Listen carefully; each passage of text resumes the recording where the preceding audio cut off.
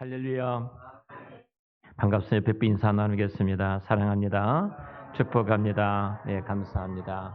음,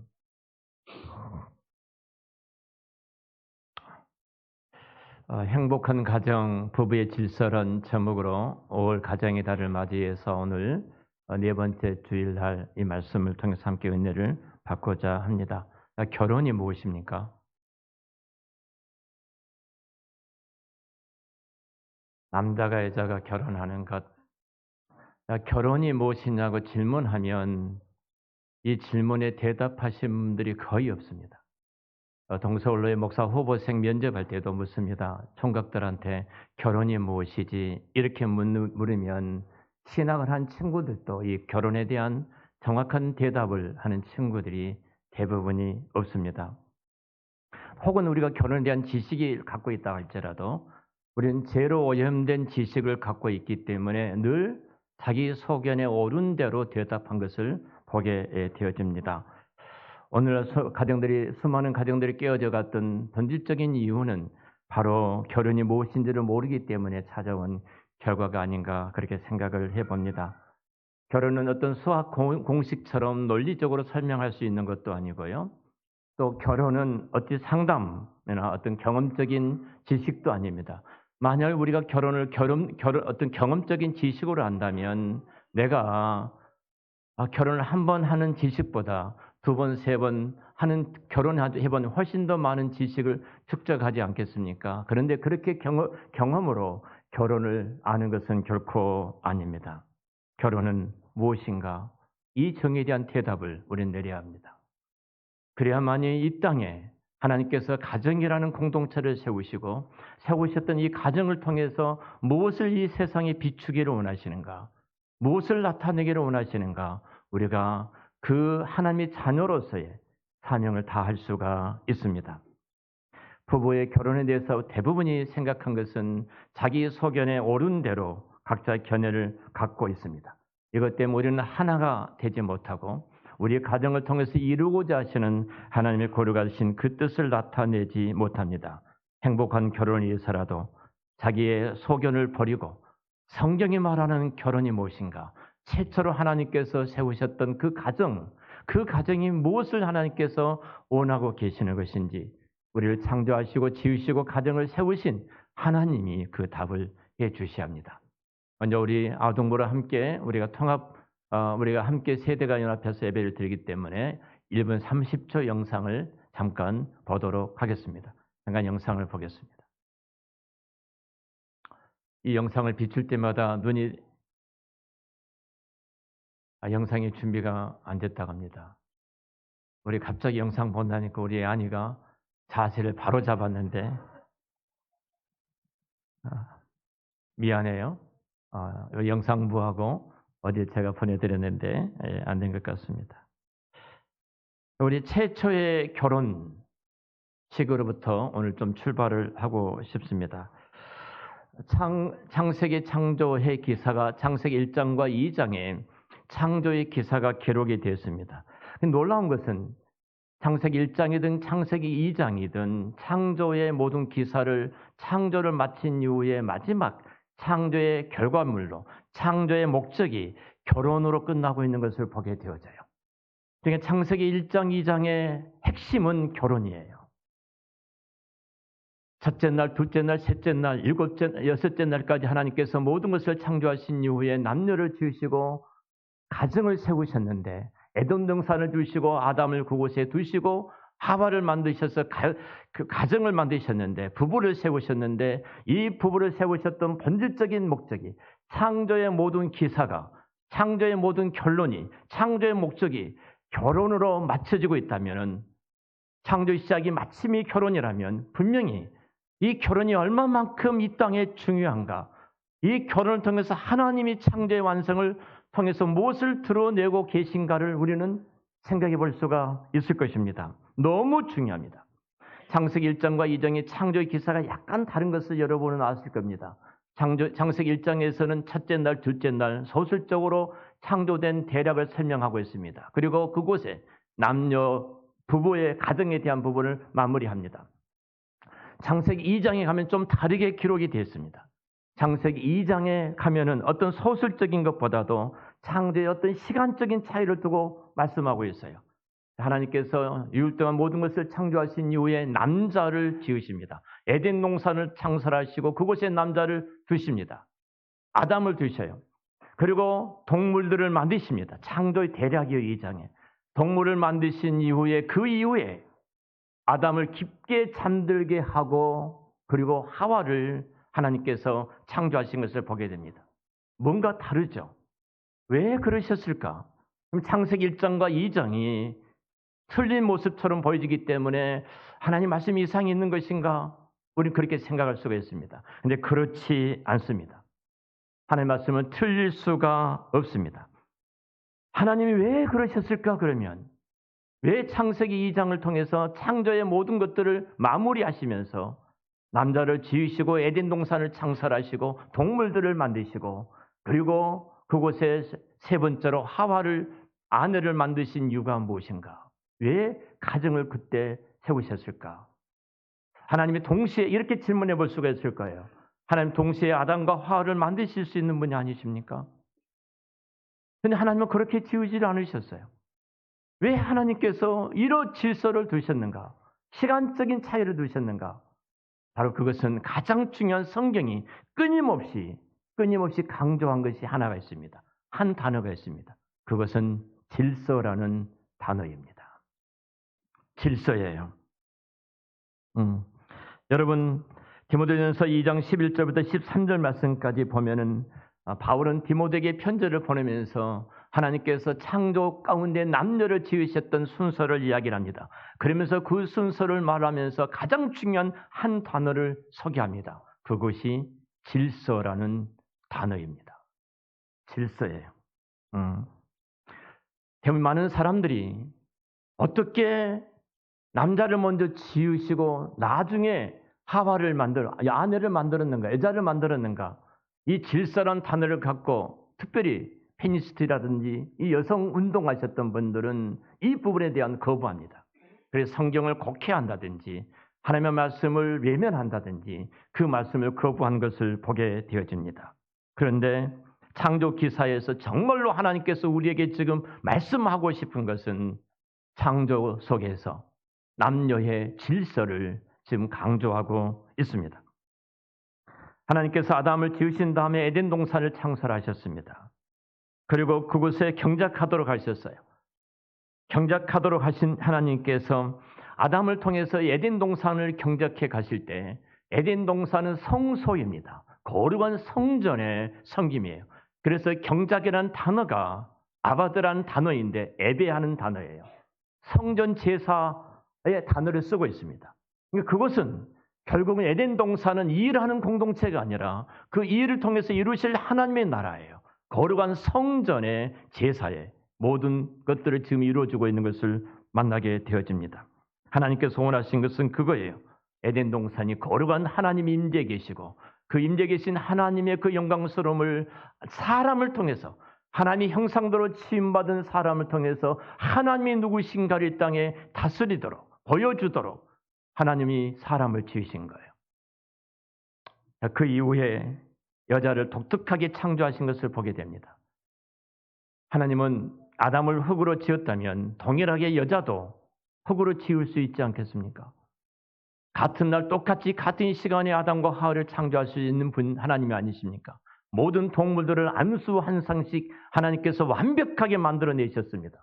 그런데 사람만 남자를 지으신 이후에 그 이후에 여자를 지으셨어요. 여자를 만드실 때 하나님께서 특별하게 흙으로 만드시지 않고 이 여자를 아담을 깊게 잠들게 한 이후에 아담의 갈빗대를 취하여 아내인 하와를 만드신 것을 보게 되어집니다. 요즘 젊은이들은 결혼을 하지 않으려고 합니다. 특별히 결혼에 대해서 부정적인 많은 생각을 갖고 있습니다. 여러분이 통계를 보는 것처럼 요즘 얼마나 많은 젊은이들이 결혼에 대한 부정적인 이야기를 많이 하고 혼자 사겠다는 사람들이 점점 증가한 것을 보게 되어지죠. 여러분 예전과 달리 혼자 사는 것이 훨씬 좋다고 생각합니다. 왜 혼자 사는 것이 훨씬 좋다고 생각하죠? 여성들은 결혼하게 되면 내가 다니는 직장도, 내가 갖고 있는 수많은 달란트와 이 땅에서 펼칠 수 있는 그 꿈을 차단해야 되기 때문에 나는 결혼하지 않아. 또 내가 결혼하게 된다면은 내가 평생 동안 그 가정에 매여서 살아가야 되는데 그래서 난 결혼하지 않아. 뭐 등등의 여러 가지 이유들을 이야기합니다. 그러나 분명한 것은 왜 하나님의 생각과 인간의 생각이 다르죠? 왜 성경의 말씀과 하나님의 말씀과 요즘 젊은이들이 생각하는 것과 차이가 있는 이유가 무엇이죠? 그건 딱 하나입니다. 인생의 목적이 무엇인지, 사람이 이 땅에 본질적으로 치움받은 목적이 무엇인지를 그들은 잘못 생각하고 있기 때문에 하나님이 창조하신 그 질서와 대로 결혼을 생각하지 않고 이 결혼을 거부하고 있는 것을 보게 되어집니다. 분명한 것은 하나님이 보시기에 좋지 않는 일을 행하게 되어진다면 신자들이, 성도들이 만약 성경을 거부하게 된다면 절대로 이 땅에 하나님의 나라가 실현될 수가 없어요. 가장 중요한 부분을 통해서 하나님이 어떤 분인가를 이 세상에 드러내기를 원하시고 계시는데 하나님을 드러낼 수가 없는 거예요. 하나님의 거룩하신 성소를 이 땅에 이루어질 수가 없는 거예요. 그런데 내 이기적인 욕심과 내 이기적인 야망이 하나님께서 창조하셨던 그 창조 질서를 깨트리고 결혼을 거부하고 있는 거예요. 이것은 무서운 죄입니다. 분명히 하나님께서는 아담이 독처한 것이 좋지 못하다고 말씀하시면서 돕는 배필로 하와를 지으셨습니다. 화화를 만드셨습니다. 자, 왜 제가 그런 흙으로 짓지 아니하고 왜 아담을 깊게 잠든 이후에 그 갈빗대를 취하여 하와를 만들었을까? 구속사적으로 이 부분을 말씀을 드린다면은 하와는 예수 그리스도를 예표하고 있고, 아담은 예수 그리스도를 예표하고 있고, 하와는 바로 신부된 이 땅에 구원받은 모든 하나님의 백성들을 예표하고 있어요. 예수님께서 십자가의 죽으심으로 말미암아 자기 백성을 구원해 주셨던 것처럼 아담이 죽음으로 말미암아, 아담이 깊게 잠들므로 말미암아 그 갈빗대를 취하여 하와를 지었던 것은 바로 오늘 예수님과 우리의 관계고 아담과 하와의 관계를 통해서 장차 이루어질 하나님의 나라를 지금 보여주고 계신 겁니다. 근데 왜 흙으로 짓지 않았는가? 다른 방법도 있을 텐데 하나님이 갈빗대를 취하셨는가? 이 이유입니다.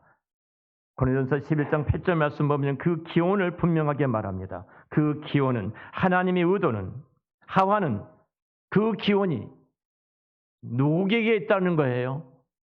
아담에게 있다는 것입니다. 그 기원이 아담에게 있어요.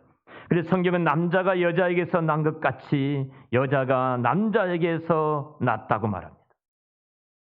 그 기원을 남자에게 두는 거예요. 그래서 그 기원을 남자에게 두심으로써 하나님이 이 땅에 세우셨던 질서를 말하라고 했는 거예요. 여러분 또 하나 질문하겠습니다. 우리 아동부 잘 들어보세요. 자, 돕는 배필이라고 말을 했어요. 돕는 배필이라고 말했다면은 돕는 사람이 한 사람이 좋아요? 10사람이 좋아요? 10사람이 좋죠. 그렇죠. 나를 돕는 사람이 한 사람보다 10사람이 있으면 얼마나 좋겠습니까? 하나님이 아담에게 돕는 배필을 한 여인을 만든다면 한 여인을 만들지 말고 한 12명쯤 최소한도 만들어서 아담의 아내로 삼았다면 얼마나 편하고 좋겠습니까? 그 12명이 모든 것을 따라서 착착착 모든 것을 도와줄 텐데 왜 하나님께서 한 사람만 만들으셨을까요? 왜 한 사람만?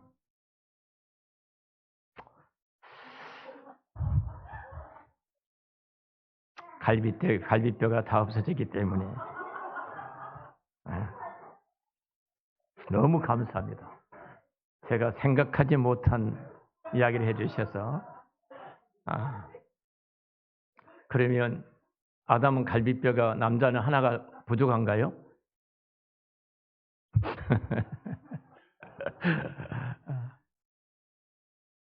고맙습니다. 왜 한 사람만일까요?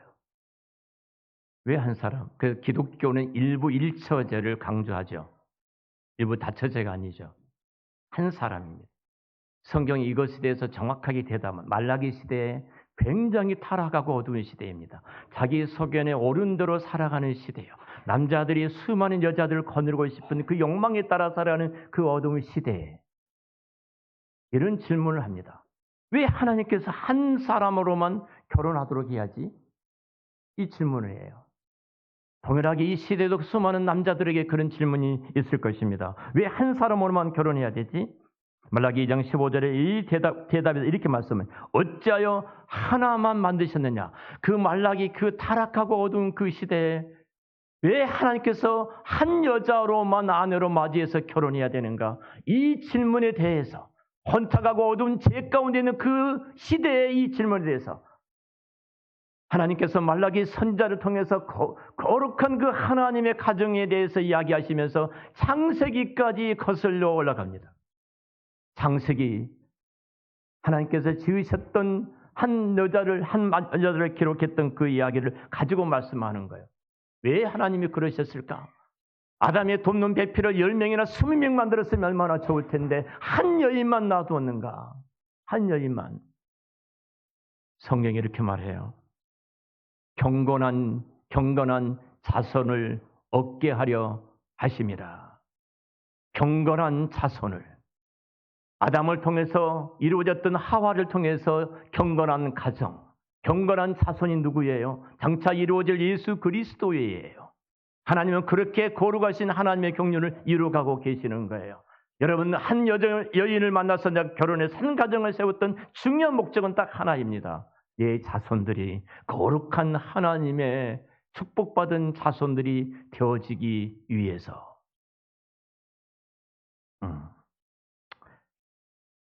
여러분, 자, 또 질문해 보겠습니다. 부부가 되었을 때 그 부부는 어떤 관계에 들어가는가? 에 대한 질문입니다. 어떤 관계에 들어가는가? 그 부부가. 예, 사랑하는 관계. 예, 참 이렇게 목사보다 훨씬 더 잘 알고 있어서 감사합니다. 자, 부부가 동등한 관계인가? 아니면 차이가 있는 관계인가? 한번 질문에 대답해 보세요. 부부는 동등한가요? 차이가 있는가요? 예. 동등하면서 차이가 있습니다. 이게 성경의 대답입니다. 자, 우리는 페미니즘들의 영향을 받았기 때문에 남녀의 동등을 이야기를 합니다. 그래서 성경에서 말하는 차이, 질서란 차이, 여자는 남자에게서 났기 때문에 남자가 그의 머리다, 그의 주다, 이렇게 말한 것에 대해서 이 페미니즘의 이 여성들은 치를 떱니다. 그래서 성경을 왜곡하고 이런 말씀들이 나오면 성경을 다 삭제를 해버립니다. 분명한 것은 성경은 하나님의 말씀인 줄로 믿습니다. 대표적인 구절이 고린도전서 11장 7절 이하의 말씀의 내용입니다. 분명히 차별이 없습니다. 차별이 없음에도 불구하고 분명한 것은 부부는 한 몸으로 존재하지만 부부 사이에 분명한 질서가 있다는 사실입니다. 그 질서의 관계를 두 단어로 설명합니다. 그 두 단어가 사랑과 복종이라는 단어입니다. 사랑과 복종이라는 단어예요. 우리가 베드로전서 3장 6절과 7절에 다시 넘어가서 말씀을 보도록 하겠습니다. 베드로전서 3장 6절입니다. 6절 말씀 우리 같이 한번 읽겠습니다. 사라가 아브라함을 주라 칭하여 순종한 것 같이 너희는 선을 행하고 아무 두려운 일에도 놀라지 아니하면 그의 딸이 된 것이니라.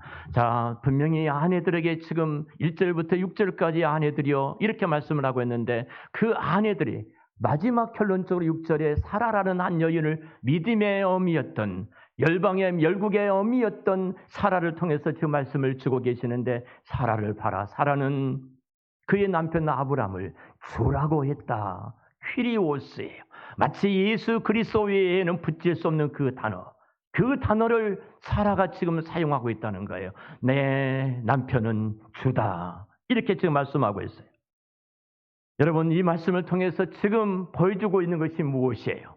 아내들이요, 하나님께서 질서를 가지고 남편의 갈빗대를 취하여 아내를 지으셨던 중요한 것은 아내는 남편에게 속해 있는, 그리고 그 질서 속에 이 부부의 존재를 통해서 하나님이 이 땅에 무엇인가를 펼치기를 원하고 계신 거예요. 하나님이 부부를 통해서 나타내시고자 하는 것이 무엇이었을까요? 삼위의 하나님이에요. 성부와 성자와 성령의 하나님, 삼위 하나님의 그 영광스러움, 하나님은 홀로 존재하신 것이 아니라 삼위일체로서 존재하신 그 하나님이 남녀를 통해서 타자지향적인 사랑의 관계를 갖고 계시는 성부와 성자와 성령 하나님께서 남녀를 통해서 타자지향적인 사랑의 관계를 형성함으로 하나님이 누구신가, 하나님이 어떤 분이신가, 이 부부를 통해서 이 세상에 드러내기를 원하신 것이 부부예요. 그 부부를 드러내시는 가장 아내의 방법은 하나입니다. 남편을 주라고 하는 겁니다. 퀴리오스 남편은 주님이에요. 여러분 한번 생각해 보십시다. 사라가 남편을 주라고 부를 만큼 남편이 그렇게 주인 짓을 했습니까? 애굽에 내려갔을 때 바로 왕과 그 애굽의 잔인한 사람들 앞에서 아브라함이 했던 행동을 우리는 잘 알고 있습니다. 애굽의 사람들은 하나님을 알지 못하고 두려운 사람들이기 때문에, 무서운 사람들이기 때문에 아브라함이 그 아내에게 이렇게 말합니다. 저 사람들은 이러한 문화를 갖고 있어. 예쁜 아내가 있으면 그 남편을 죽이고 뺏어가는 문화가 있는데, 여보, 당신은 아리따운 여인이야. 예쁜 여자면 목숨을 내고 지켜야죠. 당신은 예쁜 여자이기 때문에 분명히 당신을 데려가고 나를 죽일 거야. 그러니까 우리 이렇게 하자. 당신은 내 동생이고 난 당신의 오빠야. 누가 물으면 그렇게 대답해줘. 이런 남편이 있을 수 있어요? 이런 남자가 있을 수 있어요? 자, 이렇게 말을 합니다. 사라는 이 말에 대해서 어떤 부정적인 대답도 하지 않습니다. 그리고 그대로 합니다. 여러분, 사라가 이렇게 행동할 수 있었던 것은 무엇일까요? 딱 하나예요. 하나님에 대한 믿음. 하나님에 대한 믿음에서 시작합니다.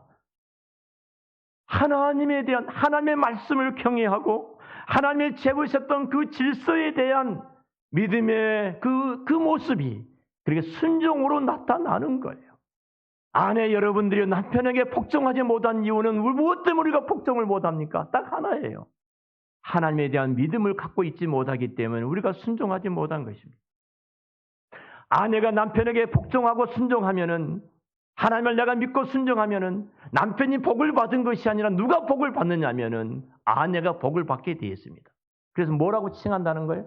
사라의 딸이라고 칭하게 될 것이다. 할렐루야. 우리 한사람교회 모든 아내 여러분, 믿음의 열방, 믿음의 어미가 됐던, 모든 자들 여인들의 어미가 됐던, 모든 남자들의 어미라고 불러졌던 사라의 그 칭호를 들은 그 은혜가 있으시기를 축원합니다. 여러분, 순종하는 것이 약한 자가 순종하다고 세상을 생각합니다. 그런데 약한 자가 순종한 것이 아닙니다. 강한 자가 순종할 수 있어요. 이 순종을 해서 수동적인 순종이 아니라 능동적인 순종이었습니다. 당신의 감정과 상황을 다 그 위에 하나님의 말씀을 두고 그 말씀을 붙잡고 순종하는 그 순종함이 사라의 능동적인 믿음의 순종이었어요. 하나님은 그것을 보고 계셨습니다. 그리고 그의 이름이 사라에서 사라로 바꿔지는 것이고 그 사라가 열국의 어미가 되어진 줄로 믿습니다. 사라의 딸이 되어지리라. 사라의 딸이 되어지리라.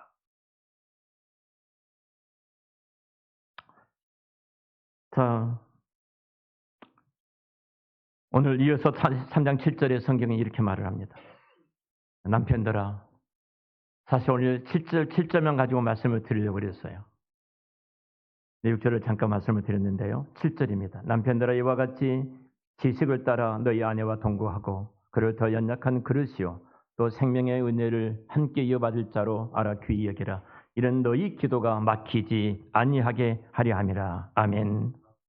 자, 남편과 아내의 관계를 오늘 6절에서는 남편을 주라고 했어요. 자, 아내 여러분, 남편에게 한번 그렇게 고백합시다. 당신은 나의 주님이십니다. 예, 주님이셔요. 예, 조건사님 크게 말씀하셔요. 당신은 나의 주님이십니다. 그럴 때 사라의 딸이 됩니다. 자, 남편 여러분, 성경이 이렇게 말을 합니다. 먼저 지식을 따라 동거하라고 말씀합니다. 지식을 따라 동거하라. 요즘 직장 때문에 많이 부부가 동거하지 못하고 떨어진 분들 보시고 볼 것이고요. 또 자녀들 교육 때문에 기력이 아빠, 엄마들이 계신 것을 잘 알고 계실 것입니다. 근데 꼭 그것만 물리적으로만이 아니라 집안에 함께 있으면서도 함께 동거하지 못한 가정들이 너무너무 많습니다. 제가 며칠 전에 어느 목사님과 이야기를 하다가 목사님 저하고 동갑이신데 그 목사님하고 말을 나누는데 어떤 이야기가 나와서 이제 잠을 자는 것에 대해 이야기를 했어요. 목사님은 지금 사모님과 같이 한 방에서 한 침대에서 잠을 안 잔 지가 근 30년이 다 됐다고 그래서 제가 충격을 받았어요. 그래서 내가 그 목사님한테 이 말을 했습니다. 당신 지금 아파트 정리하고 원룸으로 들어가세요 그랬어요. 원룸으로 들어가세요. 그러니까 저한테 하는 말이 그 남목사님은 한 침대에서 같이 잠을 자냐고 묻더라고요. 잘까요 안 잘까요? 고맙습니다. 지금까지 침대를 다르게 써본 적이 없습니다. 제가 이 말을 그 목사님께 말을 하면서 이런 말을 했어요. 어제 저녁에도 같이 집사람이 먼저 잠이 항상 드는데요. 어머님은 저쪽 방에 주무시고 우리 방에서 이제 같이 잠을 자는데 내가 들어가서 잠을 자고 있지 않으면 같이 누워서 손을 잡고 기도하고 잠을 잔다. 어제 저녁에도 같이 손을 잡고 기도하고 잤다. 깜짝 놀라더라고요. 불편하지 않아 그래요. 왜 불편함이 없겠느냐? 불편함이 없겠습니까? 성경에는 기도하는 것 외에는 분방하지 말아라. 그것도 합의상 그렇게 해라. 그리고 더 나아가서 그것이 끝나게 되면 다시 함께 동거해라. 그렇게 해야 될 중요한 이유로 성경은 말합니다. 사단이 시험한다. 사단이 시험한다. 하나님께서 우리를 지으셨던 하나님은 우리를 너무나 잘 알고 계십니다. 자, 우리는 함께 동거해야 됩니다. 근데 지식을 따라 동거하라고 그래요. 여러분 우리 아이들 기러기 엄마 아빠들이 계실 수 있는데 아이들이 탁월한 영어 실력은 갖출지 모릅니다만 이것이 가져왔던 폐단은 하나님께서 가정이라는 공동체를 통해서 엄마는 어떤 분이신지 아빠는 어떤 분이신지를 보여주시는 거예요. 그럼 아빠는 이럴 때 어떻게 영적으로 결정을 했는지, 그리고 결정할 때 우리 엄마는 어떻게 이 일에 대해서 순종하면서 이 일을 했는지, 그래서 그 자녀들이 엄마 아빠를 통해서 엄마의 모습을 보고 배우고 아빠의 모습을 통해서 배우게 돼 있는 거예요. 근데 우리 아이들이 영어는 탁월하게 유학 갔기 때문에 할지 모르지만 그런데 엄마의 모습, 아빠 앞에서 어떻게 행동하는 엄마의 모습을 배울 수 있는 길이 없고 아빠가 어떻게 했는가 아빠의 모습을 배우지는 못하는 거예요. 그 배우지 못한 학습하지 못한 우리 자녀들이 절대로 건강한 자녀가 될 수가 없어요. 여러분 개그맨 가운데 배 무슨 분이 계십니다. 이분이 아내가 미국으로 아이들을 데리고 유학을 갔습니다. 기러기 아빠가 된 거예요. 한 달에 보낸 돈이 3천만 원이 갑니다. 하루에 100만 원 이상 벌어야만이 아이들 교육을 시킬 수 있었다는 거예요. 그리고 결국은 아내가 돌아왔습니다. 같이 있는 것이 불편하다는 거예요. 늘 싸우는 거예요. 결국은 헤어지고 다른 여자를 만났는데 이렇게 행복할 수가 없다. 최근 제가 이 기사를 봤어요. 여러분, 지식을 따라 동거하라고 그랬습니다. 우리가 아내를 다 안다고 생각을 해요. 근데 어떤 남자들은 내 아내는 연약한 깨어지기 쉬운 그릇이라고 성경을 말씀하고 있는데 깨어지기 쉬운 그릇이 아니라 쇠붙이 그릇으로 생각을 해요. 쇠붙이로 그릇으로 생각해가지고 아내를 함부로 하는 사람들이 있습니다. 여기 동거하면서 귀히 여기란 말은 귀중히 여기란 말은 소중하고 존중하고 존경하라는 거예요. 아내를 존경하라는 거예요. 아내가 하는 일에 대해서 존경하라는 거예요. 설거지하는 것을 존경해야 되고 하찮은 일처럼 보일지 모릅니다. 청소하는 것이 하찮게 여겨질지 모릅니다. 그러나 그렇게 하나하나 하는 일들을 아내를 존경하라. 이것이 진정한 동거라 이 말이에요. 당신 집에서 뭐 했어? 하는 것이 아무것도 없는 것처럼 보이잖아요. 남편이 출근할 때 집에 돌아오면은 어제 모습 그 모습 그대로입니다. 특별히 장을 움직이지 않는 이상은 그러잖아요. 그래서 하는 일이 아무것도 없는 것처럼 여겨져요. 그래서 당신 집에서 뭐 했어? 하는 일이 뭐가 있다고? 아프다고 그래. 여러분, 하찮은 일입니까? 그 일이? 설거지하는 일이 하찮은 일입니까? 성경은 설거지가 주의 일이라고 말을 합니다. 청소하는 것이 주의 일이라고 말을 합니다. 내 자녀를 위해서 기도하고 내 자녀를 양육한 것이 주의 일이라고 말을 합니다. 주의 일을 하고 있는 내 아내가 하는 일이 하찮다고요. 주님의 일입니다. 그래서 우리는 아내를 존경해야 되는 거예요. 제가 이 말씀을 원문을 통해서 묵상하면서 내가 아내를 존경이라는 단어를 쓰지 못했구나. 그래서 이제 지금부터서 존경하는 장현숙 씨 이렇게 이제 쓰기로 했습니다. 제 카톡의 이니셜이 아내 이니셜이 왕비입니다. 왕비. 근데 집사람은 나종천입니다. 나종천이에요.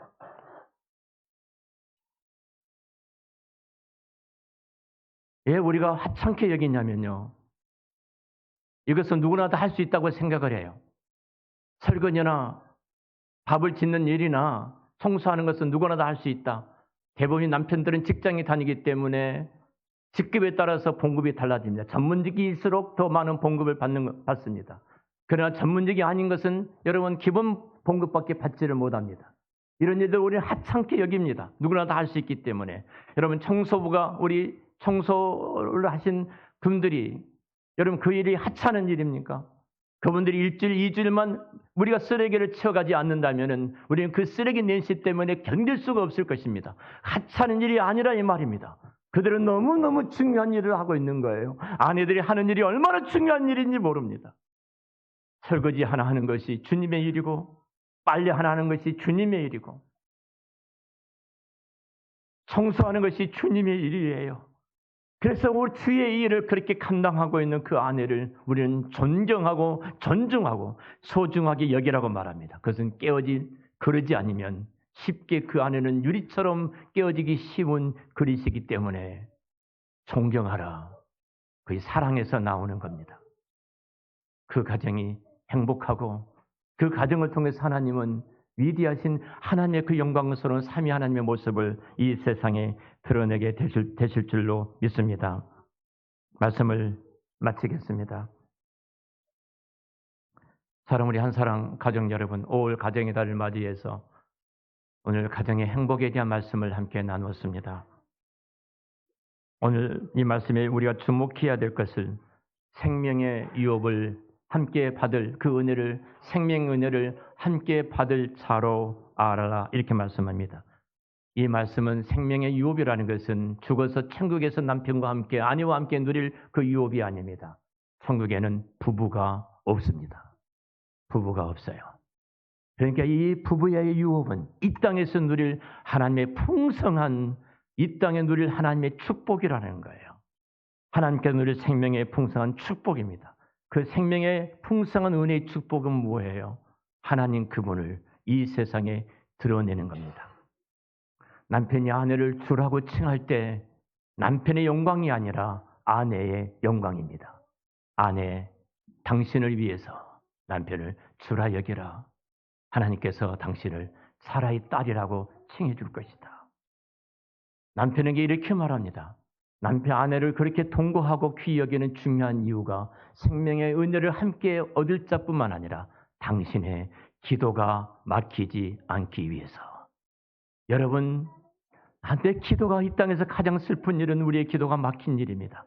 우리의 기도가 중단된 일입니다. 하나님께서 우리의 기도를 거절하신다는 것처럼 이 땅에 그리스도인에서 고통스러운 일이 어디가 있겠습니까? 내가 아내를 그렇게 깨어질 그릇처럼 연약한 그릇으로 알고 내가 소중히 여기고 존중하고 존경하며 내가 함께 지식을 따라서 아내와 함께 동거할 때 얻은 축복이 하나님께서 내 기도를 듣고 응답하신다는 사실입니다. 남편에게 복이에요. 아내를 동거하고 지식을 따라 동거하고 그리고 귀중하게 여기는 것은 너의 복이다 이 말이에요. 우리가 이 복을 나만 누린 것이 아니고 우리 자녀들이 엄마 아빠의 모습을 통해서 하나님은 이러신 분이었구나. 우리 가정을 통해서 우리 주변에 많은 사람들이 하나님의 그 영광스러운 형상은 이런 모습이었구나. 그 하나님의 영광스러운 모습을 드러내는 우리 한 사람 모든 가족들이 되어지시기를 우리 주의 이름으로 축원합니다. 기도하겠습니다.